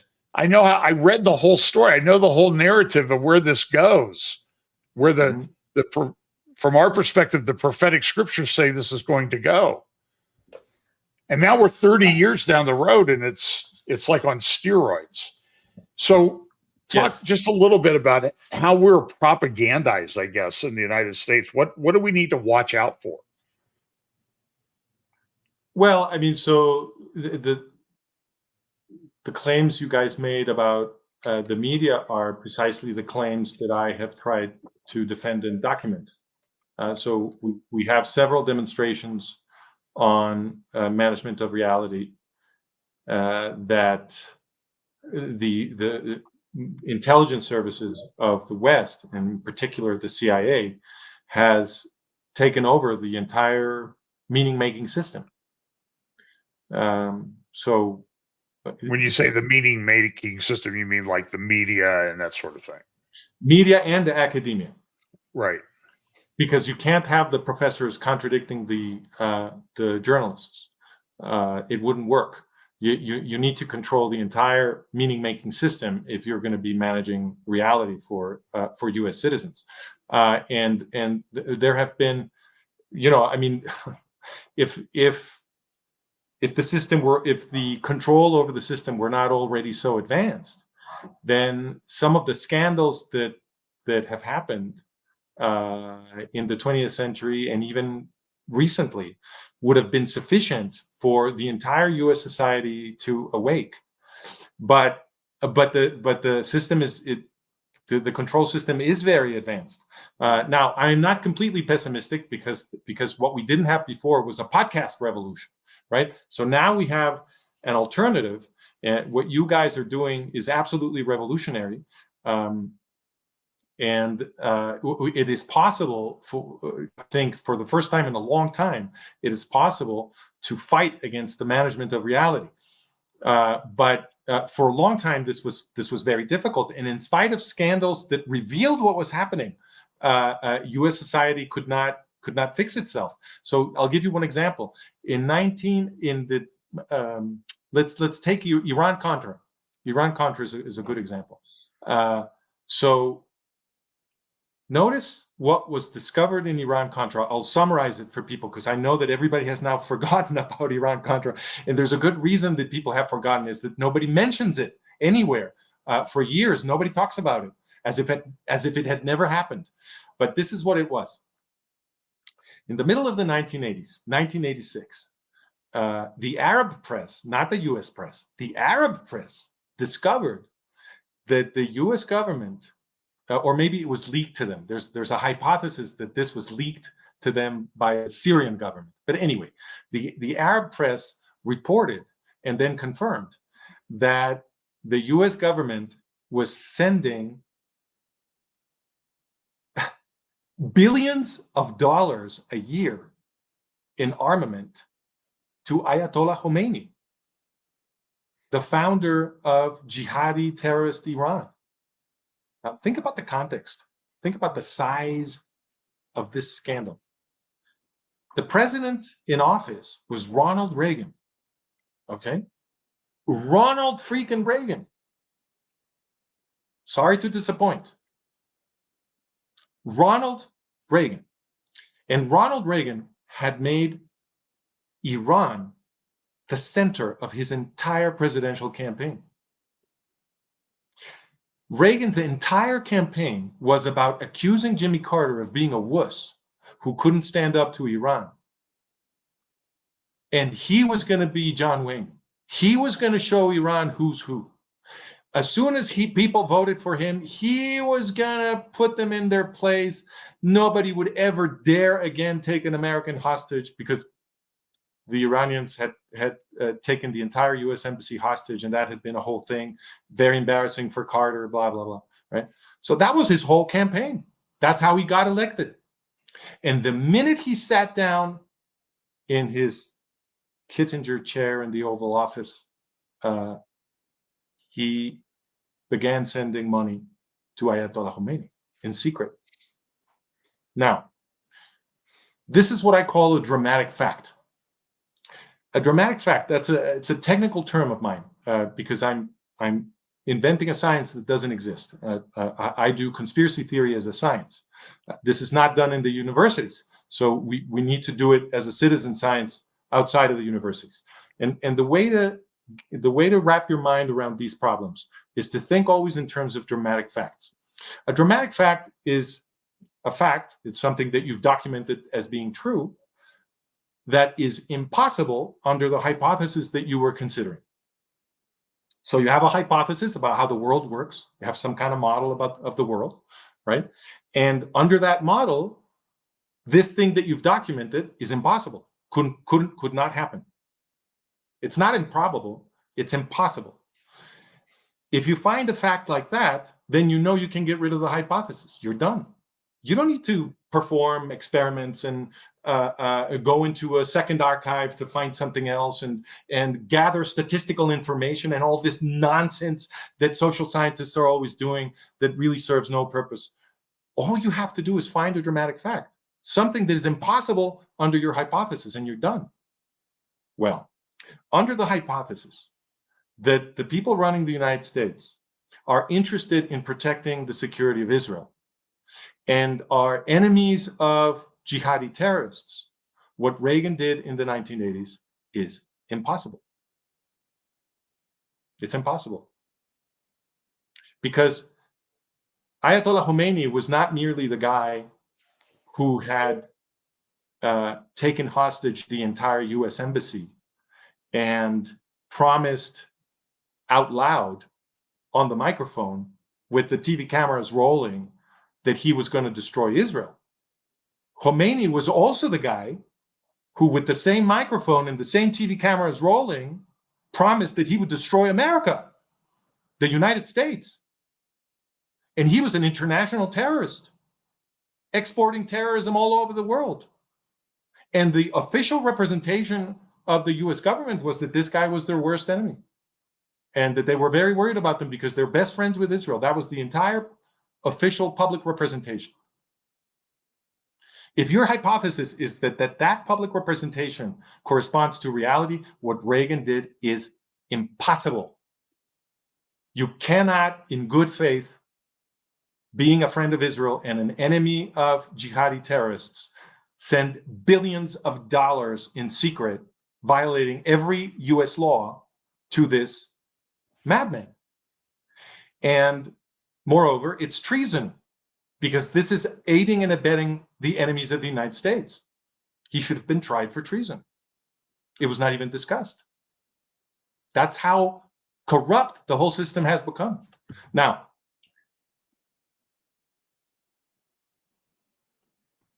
well, let me interrupt here just a second, yeah. Because so what I saw in '93 was just really the real deal. What they were doing, they were giving, forcing Israel into this. Thing. Say again. That's another. So the Oslo Accords, if you needed another one, the Oslo Accords are another dramatic fact. So there it is. If the U.S. power elite is interested in protecting the security of the Jewish state, which is the official representation, then it is impossible that U.S. power elite will invent a diplomatic process to introduce into the Jewish state, which was created to protect the Jewish people from Nazi genocides, the organization created by the guy who carried out the previous Nazi genocide. That's impossible. And that's what they did. Therefore, you know that the hypothesis that corresponds to the official representation, which is one of alliance with Israel and enmity with Iran, has to be false. Well, I mean, can I suggest that maybe we see something similar when the Bush administration pressured Ariel Sharon to get the Jews out of Gaza in 2005? Is that along the same lines? Sure, because getting out of Gaza, these are all dramatic facts. Any one of which is by itself completely sufficient to get rid of the hypothesis. But you're right. We have a whole constellation of dramatic facts. So you're right, because getting out of Gaza meant abandoning Gaza to PLO Fatah, to the organization created by the exterminator of the European Jews, right? So forcing Israel to get out of Gaza, which was what Bush did, is another perfectly sufficient piece of evidence to get rid of the hypothesis that these people are protecting the security of the Jewish state. No, they're moving the chess pieces to improve the strategic position of the people who want to kill the Jews. That's what they've been doing over and over again. What have they been doing in this Gaza war? Finally, a lot of people noticed it. It became too difficult to drape the story of we're protecting Israel over these behaviors. They were just too dramatic, right? So 6 months before the Hamas attack of October 7th, they released $6 billion for Iran. Shortly after the Israeli operation in Gaza began, $100 million for Hamas. And everything they've been doing diplomatically has been designed to hamper and render useless the Israeli offensive in Gaza. They're very, very concerned to save Hamas. Obama on the way out the door, and the second administration, before his third administration has started, with Biden, what I call the Biden administration for obvious reasons. But on his way out the door, pallets of cash are sent to Iran. Sanctions in this administration are rolled back, and billions of dollars fill the coffers of the Iranian regime. I have bad news for you guys. I have very bad news for you guys. The system I've been describing is one that doesn't depend on party. It doesn't matter which party is in power. Sorry. I think John and I get that part too. I think we agree with you. It's hard for us to do that, yeah. But can I ask you another question? I think you can answer this one pretty quick. So we hear this argument regarding Hamas and the PLO, that Israel helped establish Hamas because the PLO was a bigger problem. Is there truth to that? So the claim I've seen bandied about a lot is that Israel created Hamas. This is absolutely false. I have an article in my website on my Substack, Management of Reality, specifically on this issue. I did this investigation a long time ago when the Israel-Gaza war began. It started circulating again, so I just dusted it up. I did a little bit of additional research, and I published it on. I grabbed it from HIR, my old website, and I republished it on the new one. And what that investigation shows is that the accusation, first of all, it's completely false, and I can show it. It's not like I can suggest evidence that points in that direction. I can demonstrate that it's false, and I do in the article. But the other thing I show is that the lie that Israel created Hamas came out of the CIA. It came out of a United Press International article that claimed to have spoken with all kinds of intelligence officers who all made this claim, which is, of course, perfectly false. And as I said, I have the goods in the article. So Francisco, we probably need to wrap this up because we've sort of gone on a little bit too long, but not long enough for me. But I want to ask you something. We can do another one. I've had fun with you guys. I do want to. More fun than I usually do. I do want to do a follow up, definitely. Sure. And flesh some of this out before, but I just want to ask. Maybe we can kind of wrap up with this, but. So October 7th happens. And those of us who've been, I mean, I had been down in the kibbutzim 8 months before on a trip to Israel. I went down. I was at the kibbutz closest to the border fence. I talked to the people that live there, what they go through with the rockets and all this other stuff. Yes, I was there too. Yeah, you were there after, and Tom, you were there after as well. I was there before and after. I was there when rockets were flying. Right. And my wife had to run into a bomb shelter down in Sderot. So, so this happens, and it wasn't 24 hours. Okay, so look, I'm a conservative, so I consume a lot of right-wing media, MAGA media, if you want to call it that. It wasn't 24 hours before I would call a lot of people on the MAGA right, and it's only gotten worse. And we have examples of Candace Owens and Tucker Carlson doing that ridiculous interview with that Marxist leftist Jew-hating guy who I've met and talked to. Okay, but remember, I just want to make a quick observation because I think it'll tie things together for everybody. Okay. There was never any reason to trust Tucker Carlson. Yeah, I know that. Because Tucker Carlson belongs to big media, and big media is completely corrupted. So, and he was the biggest voice at Fox. Look, I have an anecdote from my own life. Some of your viewers who know my work from previous years already know this, but all of the people who are seeing me for the first time won't know this. When I documented this whole story of Haj Amin al-Husseini, the founding father of the Arab-Palestinian movement, who created PLO Fatah and who ran the death camps for Hitler, that guy. Okay.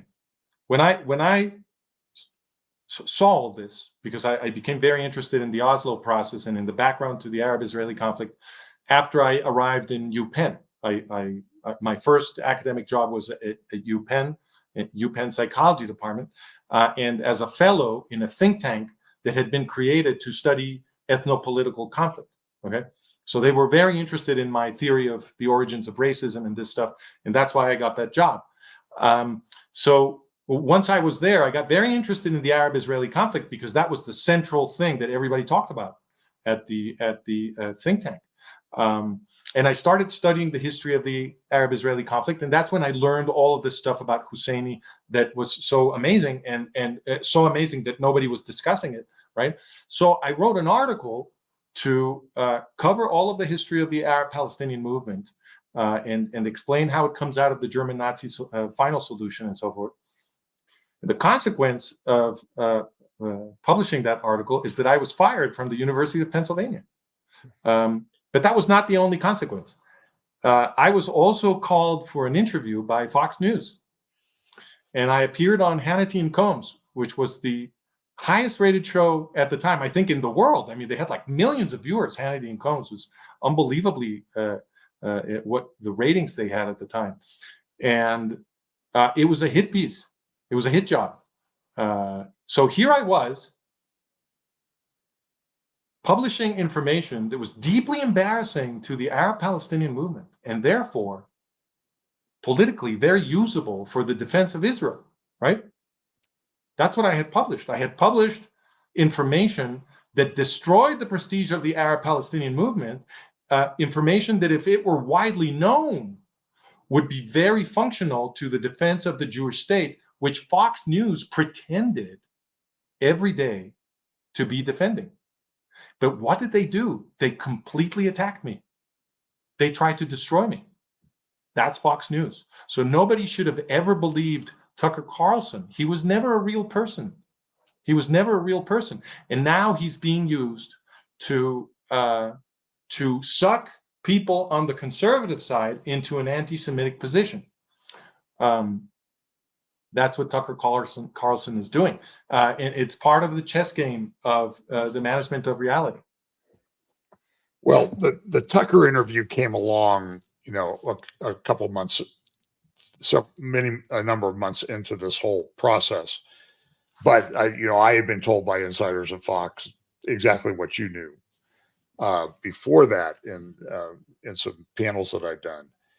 But it was surprising to me, the broad spectrum. I mean, the Jew haters just came out of the woodwork. Yeah. It's unbelievable. I mean, and so I'm sitting here watching demonstrations in New York where they have pictures of the people slaughtered at the Nova Music Festival, and the people in New York are walking around with signs like, "We need a repeat of October 7th." Listen, Tom and I, we do a lot on Bible prophecy, so we think this is what the prophets of old predicted, but it's still hard to wrap our heads around it, because it's like everything is moving that direction right now. Well, and it's difficult to know how do we fight it. I'd like to emphasize the context, Sure. Because every generation believes that the prophecies are coming true. The reason every generation believes that is that every century is the same as the previous century in this respect. But this one's a little bit different. There's a Jewish state of Israel right now that has that's a hallucination. That's a hallucination. People think this century is different because there's a state of Israel, but October 7th should have already shattered that myth. Is that the state of Israel cannot protect the Jews? This is now obvious. Hamas demonstrated it. So this situation, this generation is not different. The vulnerability of the Jews is not different. It's true that they have a state, but they also have the biggest power in the world, organizing all of the jihadi Muslims against them. Right. So no, they're not in a good place. And the reason it seems like the prophecies are always always coming true is that the prophecies are simply talking about the structure of the world, and the structure of the world is always the same, century after century after century. It is always true that the Torah contains the ideas and the laws and the principles that allow humans to live in peace and brotherhood and justice. That's always true. The Torah is always that book. Every generation, it's the same book. And it's always true that the people who want to make you a slave and me a slave and everybody a slave always find a problem with the Torah because it has that content.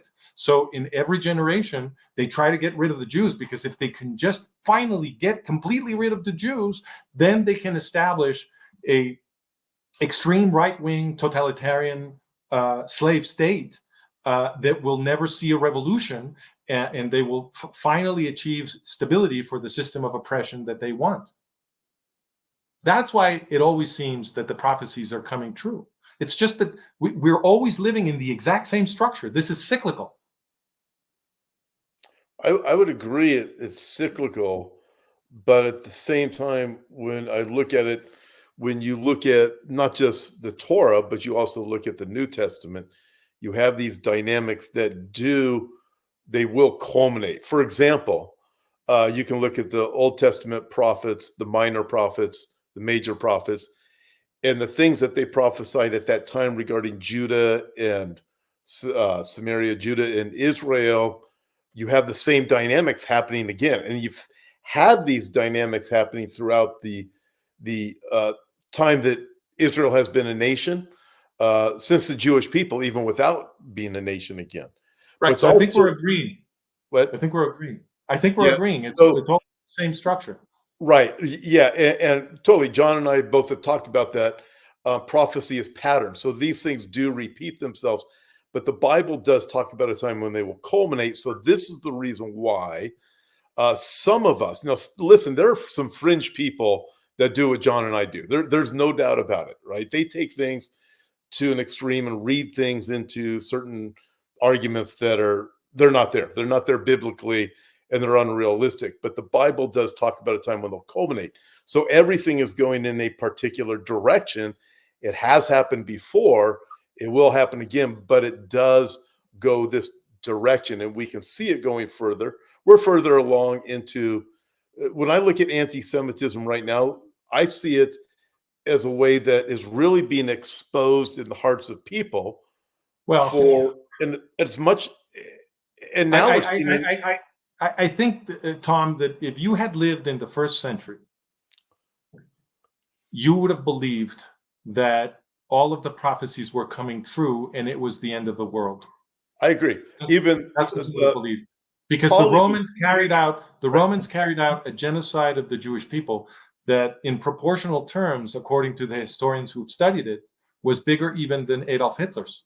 In proportional I would agree with that. I would agree. The Bible even talks about that in both First and Second Thessalonians. Paul wrote, especially First Thessalonians, because of that, and he said, "Hey, this isn't it. You guys think you're living in that time, but that time is not yet." So the Bible actually addresses that. If you were to go to the book of Revelation, if you take it for the letter to the seven churches. No. But my point was more like, so imagine that you're. I understand that you want to see everything from a Christian perspective, but humor me and look at this from a Jewish perspective. In the first century, there were almost no Christians, right? So in the first half of the first century, there's almost no Christians. What you have is Jews. And the Roman Empire was not organizing a genocide of Christians; it was organizing a genocide of Jews in the first century. So imagine that you're a Jew in the first century, and consider the context. For the Jews, the Messiah is a different concept. So for Christians, the Messiah is the vehicle of a great cosmic sacrifice officiated by God to cleanse everybody's sins. So the Messiah comes to earth; he is murdered. The murdering of the Messiah is interpreted as a kind of a priestly act. You know, Jesus is the Lamb of God, right? He's the sacrificial victim of this great sacrifice that God is officiating, and the killing of the Lamb of God and the resurrection of the Lamb of God, or that whole process is the mystical vehicle for the forgiveness of everybody's sins. That's Christology. That's the theology of Christianity. Now, the Jews were not waiting for a Messiah that would be the sacrificial victim of a cosmic sacrifice to cleanse everybody's sins. They were waiting for a ethical warrior saint. Mm-hmm. They were expecting someone who was going to defeat the Roman Empire, liberate all of the slaves, establish a just, compassionate government based on the law of Moses, where everybody would be free, Jews and non-Jews. I totally see. I would say biblically, absolutely. And in fact, I would go even further and say one of the issues, if you believe in the New Testament as being the Bible, which I do, when you look at someone like Judas, for example, what was he looking for? He's looking for someone to give them victory over the Romans. Oh, did we lose you?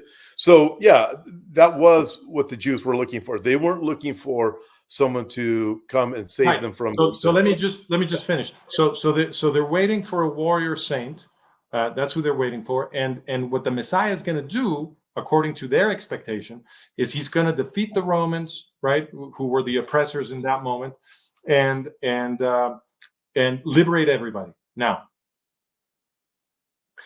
the messianic expectation of the Jews is that when things get really, really, really, really bad, when it seems like, you know, everything is just going to hell, that's when the Messiah comes.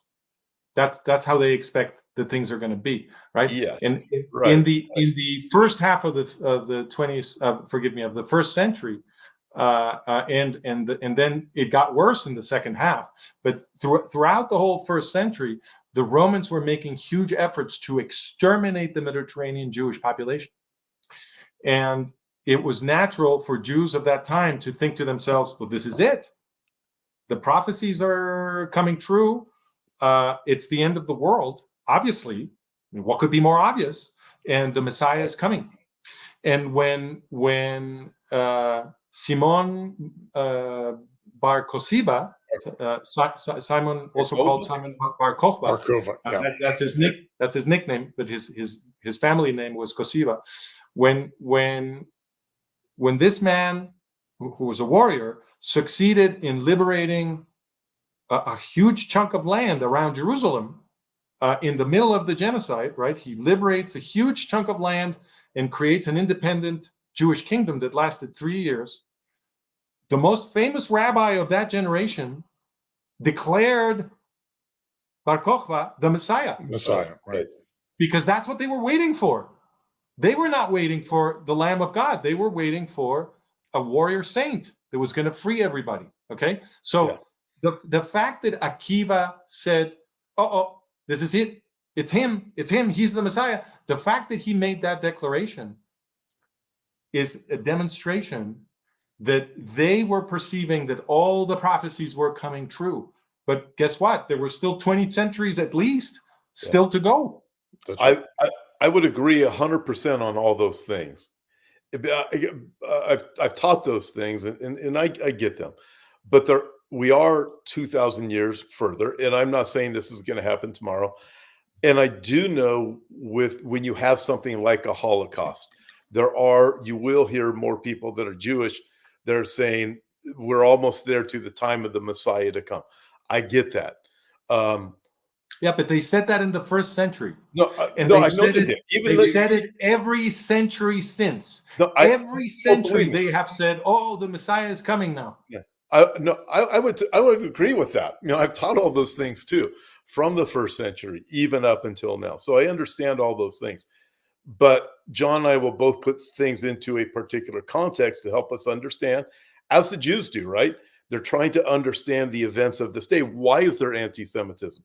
So John and I deal with anti-Semitism often because it is so necessary to understand Jewish history and Judaism. If you can understand even the New Testament, you've got to understand the Old Testament and the thought of the Jews. And that's probably why John and I are so involved with Israel and why we wanted to have you on this program. I had a great time today.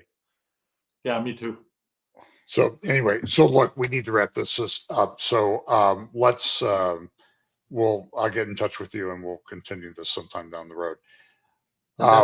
Where can people contact you, follow you, get information? Okay, so probably the best thing is for people to go to my hub, which is managementofreality.com.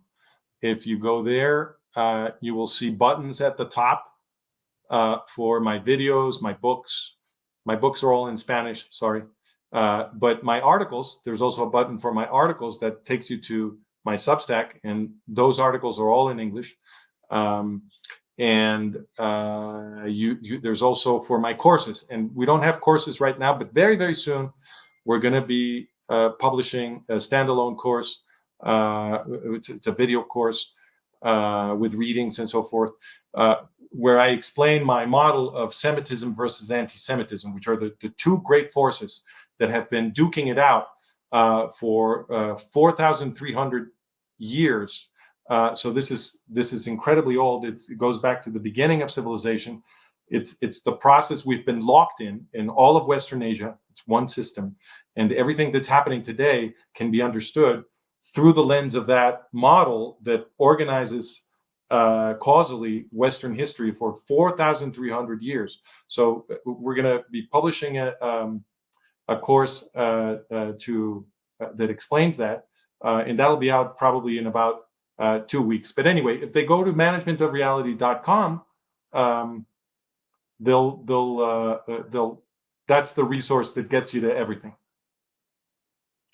Okay. Francisco, thank you so much for being with us tonight. Everybody, thank you for listening. Again, my goal in doing these interviews is not necessarily to always have somebody who agrees with me 100%, but to bring some different perspective to flesh out some facts that we might not know about. And I think Francisco has done a superb job of that tonight. And you really need to look at some of his writing on the development of this thought process, particularly over the last century. and how it's playing out in contemporary reality. I mean, I'm sitting here looking at tomorrow's Jerusalem Post popped up on my. It's unbelievable. I mean, it's very concerning, and I think it's something we need to stay on top of. So, Tom, do you have any comments? Yeah, I thought it was great. Obviously, when we started, I had enough sunlight, so I didn't turn on any lights. I can We barely sort of see the myself. glow there a little bit. Yeah, there I am. So, but I really enjoyed it, Francisco, and it was just very informative. I've enjoyed the last 24 hours of reading, going to your website, your Substack, checking out things that you have.